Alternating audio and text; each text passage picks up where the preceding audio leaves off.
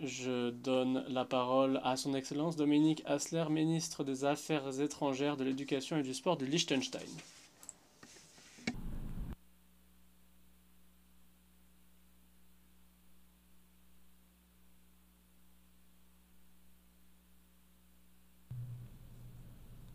Mr. President, Monsieur le Président,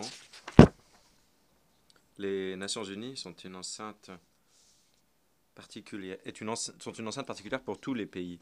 C'est ce que c'est ce qu'a dit notre chef d'État lors de son tout premier discours à l'Assemblée générale des Nations Unies lorsque le Liechtenstein est devenu membre il y a 34 ans. Dans cette enceinte singulière, ce ne sont pas seulement les pays qui se rassemblent, mais également les peuples. J'étais très jeune à l'époque, je rentrais tout juste au lycée, mais je me rappelle très bien le sentiment d'importance qui prévalait parmi nous en 1990. La volonté de protéger notre souveraineté était essentielle pour nous. C'est un sujet qui résonne très fortement parmi de nombreux petits États aujourd'hui. Pour nous, le fait d'être membre des Nations Unies n'a jamais été une fin en soi. Les Nations Unies ont été une plateforme de politique étrangère essentielle pour le Liechtenstein. Nous avons réalisé des investissements politiques considérables, développé notre propre identité. Nous avons été une voix indépendante et présenté nos propres initiatives, la plus récente en date étant l'initiative sur le veto. Pour nous, peuple et gouvernement du Liechtenstein, la finalité principale des Nations Unies demeure la paix et la sécurité. Il s'agit de préserver les générations futures du fléau de la guerre, selon les paroles immortelles de la Charte des Nations Unies. Et je suis attristé aujourd'hui de dire que cette finalité n'a pas perdu de sa pertinence aujourd'hui. L'agression contre l'Ukraine, planifiée et perpétrée par ceux qui sont au pouvoir dans la Fédération de Russie, n'a pas seulement détruit l'architecture de sécurité européenne, elle a également miné l'ordre juridique international en tant que tel et a généré un risque réel et une crainte sincère d'un avenir marqué par des guerres illégales. Et pas seulement dans notre région du monde. Après avoir joui de longues décennies de paix, qui est bien plus que l'absence de guerre, nos populations ont pu vivre dans la prospérité, dans le plein respect des droits humains. En tant que petit État, sans forces armées, pour nous, le garant de notre souveraineté est le respect du droit international que l'Organisation des Nations Unies incarne comme nulle autre organisation. Notre position sans équivoque en appui de l'Ukraine est donc un engagement en faveur de l'ordre international et, au bout du compte, en faveur de notre propre sécurité. Plus de 2 ans d'agressions brutales ont provoqué des souffrances humaines incommensurables, une dévastation économique de proportions immenses, ainsi que des dégâts environnementaux pour les décennies à venir. Et malheureusement, nombre de ces effets sont irréversibles. Aujourd'hui, nous avons la possibilité et même la responsabilité de réaliser une paix juste. Car il n'y aura pas de paix sans justice. La paix doit donc se faire selon les conditions que nous avons déjà présentées dans cette enceinte. Elle doit garantir la responsabilité pénale individuelle de ceux qui ont volontairement et sans provocation lancé cette guerre d'agression. Il n'y a que comme cela qu'on pourra garantir des perspectives de paix durable pour l'Ukraine, mais également pour toute la région. Il n'y a que comme cela que les petits États, partout, pourront être convaincus que leur souveraineté et leur intégrité territoriale sera protégée et préservée ici aux Nations Unies, tout en démontrant que nous sommes engagés, que nous sommes capables de remplir ces objectifs. C'est ce qui a présidé d'ailleurs la création de cette organisation. Monsieur le Président, une grande partie de ce qui a été fait ici au cours des années récentes à New York se fondait sur la conviction selon laquelle nous devons préserver le rôle des Nations Unies en matière de maintien de la paix et de la sécurité. Nous appuyons l'idée d'un Conseil de sécurité solide, mais il y a peu de signes aujourd'hui qui montrent que celui-ci pourrait s'unir. comme l'exigeraient les défis d'aujourd'hui. Plutôt que de critiquer, de regretter ce qui est une réalité politique, nous devons réfléchir à d'autres pistes, des pistes qui existent. Et l'Assemblée générale représente à cet égard une enceinte essentielle qui est devenue un chef de file sur l'Ukraine.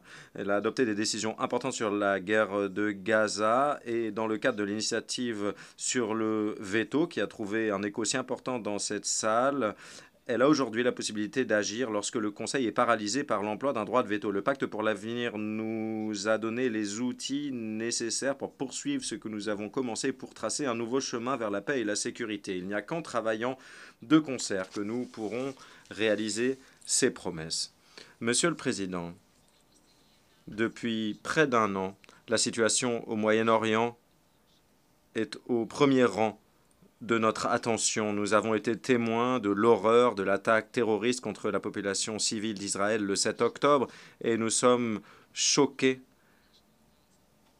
par les souffrances de la population civile à Gaza, par les milliers de victimes innocentes, dont un grand nombre d'enfants, ce qui est tout simplement inacceptable. La protection des civils est une des grandes priorités des Nations Unies. Cependant, elle semble être une simple arrière-pensée pour les preneurs de décisions dans les deux camps, dont les actions causent des souffrances humaines et menacent la stabilité de toute la région. Le Liechtenstein est un fervent défenseur de la solution des deux États.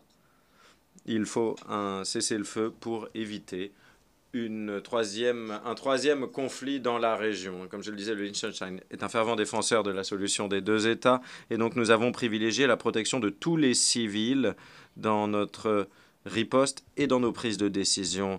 Nous avons participé aux efforts d'aide humanitaire pour la population civile. Nous avons appelé au plein respect du droit international humanitaire par tous les acteurs et c'est ainsi que j'appelle à nouveau à la libération immédiate et sans condition de tous les otages. Nous appuyons les efforts déployés par la Cour pénale internationale concernant les enquêtes conformément à son mandat. La solution des deux États, qui est soutenue par une écrasante majorité dans cette salle, a été entérinée par l'Assemblée générale il y a de nombreuses décennies.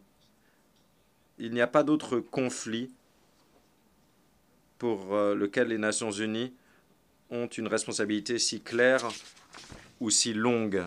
La fin de la guerre à Gaza est la seule voie possible sur le chemin long et difficile de la solution des deux États qui permettrait à Israël et à la Palestine de vivre côte à côte dans la paix et la sécurité conformément au droit à l'autodétermination de leur peuple. Nous savons que cela prendra du temps et il est d'autant plus important que tous les acteurs mettent un terme à l'escalade et mettre un terme aux souffrances humaines. Aujourd'hui, l'ONU et tous les États membres doivent être à la hauteur des objectifs que nous avons fixés il y a de nombreuses années. Nous devons faire cesser ce conflit. Monsieur le Président, l'égalité souveraine de tous les pays et le respect du droit international sont essentiels pour que tous les membres des Nations unies puissent s'épanouir et à plus forte raison pour les plus petits États.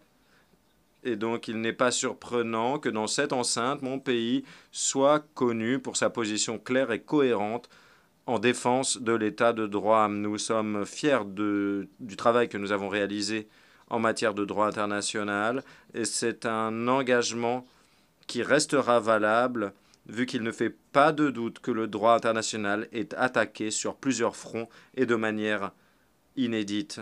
Aujourd'hui, je nous appelle, nous tous, à faire face à ce défi, à le transformer en opportunité.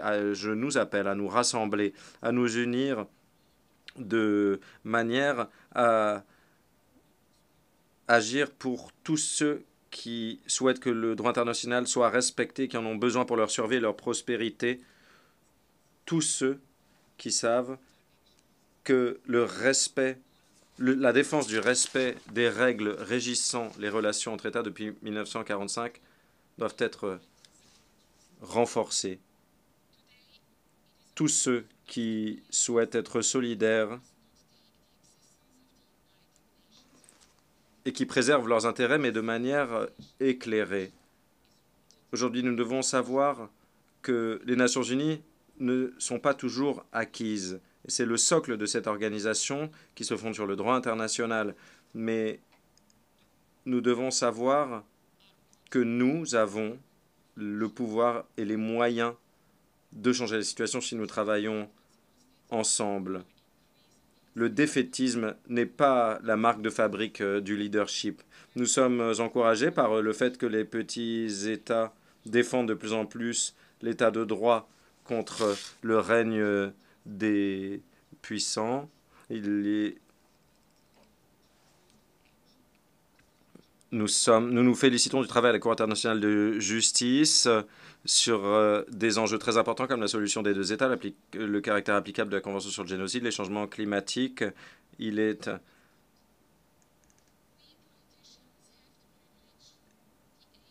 Ce changement est celui que nous appelons de nos vœux dans le monde. Monsieur le Président, nous, les responsables politiques, nous avons le privilège d'avoir une voix que nous pouvons utiliser et cela nous donne l'obligation de défendre ceux qui n'ont pas voix au chapitre, notamment les femmes afghanes qui sont littéralement réduites au silence. Et je tiens à parler en leur nom depuis ce pupitre. Elles se voient refuser les droits humains les plus fondamentaux. C'est totalement inacceptable. Nous continuons d'exiger que les Nations Unies continuent d'être à la hauteur de leurs obligations spéciales et qu'elles appuient la lutte contre les cas extrêmes de persécution en fonction du genre. Nous devons également condamner l'oppression brutale des femmes en Iran. Les femmes de par le monde se sont levées en tant qu'agentes du changement. Depuis de nombreuses années, nous devons faire en sorte que ces voix trouvent un écho au plus haut niveau. Comme l'expérience l'a montré, nous obtiendrons de meilleurs résultats pour tout le monde si nous confions des postes de responsabilité à davantage de femmes, à l'instar de nombreux autres. Je suis convaincu qu'il s'agit d'un défi concernant la crédibilité de l'ONU. Il faudrait qu'une femme soit à la tête de cette organisation. Après, cela fait des décennies que nous parlons d'égalité de genre et les Nations Unies devraient guider par l'exemple. Monsieur le Président, nous devons simplement honorer nos promesses sur la paix, la mission centrale de l'organisation, sur l'égalité de genre, sur les droits humains, sur la dissuasion des agressions, sur l'application du principe de responsabilité. Nous avons besoin d'actions collectives, et ce de manière urgente. Et cela repose sur un leadership fort, leadership qui manque aujourd'hui. Ce leadership, qu'il soit celui des hommes ou des femmes, s'accompagne de responsabilités.